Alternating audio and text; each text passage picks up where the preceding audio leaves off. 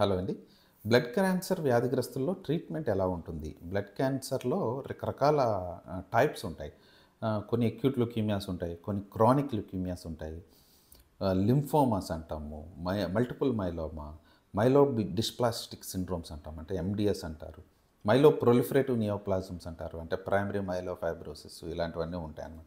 So, ఒక్కొక్క టైప్‌కి ఒక్కొక్కలా treatment ఉంటుంది. For example acute ల్యూకీమియాస్, acute myeloid ల్యూకీమియా, acute lymphoblastic ల్యూకీమియా, ALL and AML వచ్చేటప్పుడు వాళ్ళకి కీమోథెరపీ, అక్యూట్ కీమోథెరపీ అంటే హై డోస్ కీమోథెరపీలు ఇస్తూ ఉంటాం అన్నమాట. వాళ్ళను నెలల తరబడి హాస్పిటల్‌లో ఉంచి ట్రీట్మెంట్ చేయాల్సి ఉంటుంది.